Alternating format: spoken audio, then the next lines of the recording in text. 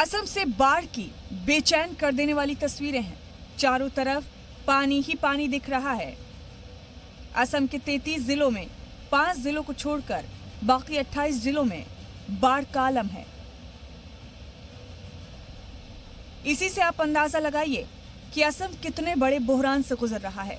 वैसे तो असम के एक बड़े हिस्से में हर साल बाढ़ आती है, लेकिन इस बार की बाढ़ में हालात बद से बदतर हो चुके हैं, क्योंकि 1 महीने के अंदर असम में 3 बार बाढ़ आ चुकी है।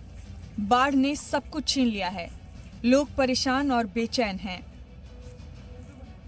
पानी तो पहले था, पूरा बढ़ गया था, फिर कम गया। अभी कल रात से बहुत बढ़ गया। बढ़ते बढ़ते अभी तो डर लग गया, क्या जानी ये ऊपर चला आएगा तो मुश्किल हो जाएगा। गुवाहाटी से थोड़ी दूर पर मौजूद धारापुर का मजूली गांव 2 महीने से बाढ़ में फंसा हुआ है। ब्रह्मपुत्र नदी का पानी गांव के अंदर तक आ रहा है। हर जगह पर नाव दिख रही है। कम से कम 70 लाख लोग असम में बाढ़ से जूझ रहे हैं। असम के ज्यादातर इलाकों में कोई गांव नहीं बचा जहां घर के घर डूब न गए हों। घर डूब गए हैं, खेत डूब गए हैं।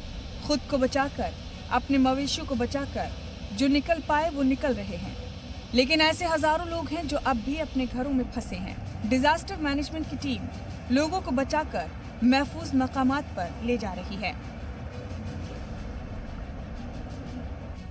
ब्रह्मपुत्र नदी के आबी सतह बढ़ने की वजह से जुनूबी सालमारा मानकाचार जिले के कई गांव पूरी तरह डूब गए हैं। लोग नदी के तटबंधों, सरकारी स्कूल और ऊंचाई वाले मकामात पर पनाह लेने को मजबूर हैं।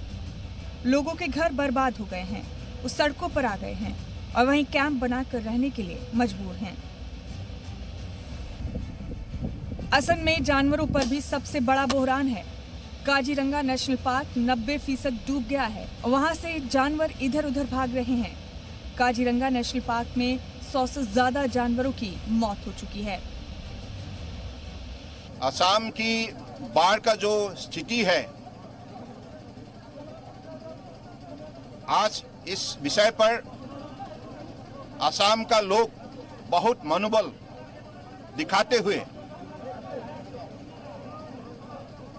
इसके खिलाफ लड़ाई में निष्ठा से शामिल हुए हैं और सरकार की तरफ से जो भी कदम उठाया गया है, असम की जनता ने हमें सहयोग किया है। इसके लिए असम का जनता को मैं धन्यवाद देता हूं।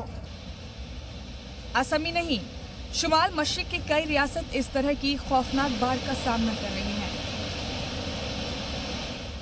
अरुणाचल प्रदेश के ईटानगर की ये तस्वीर हम सबको डरा रही है कि किस तरह से हम इस बहरान का सामना करेंगे।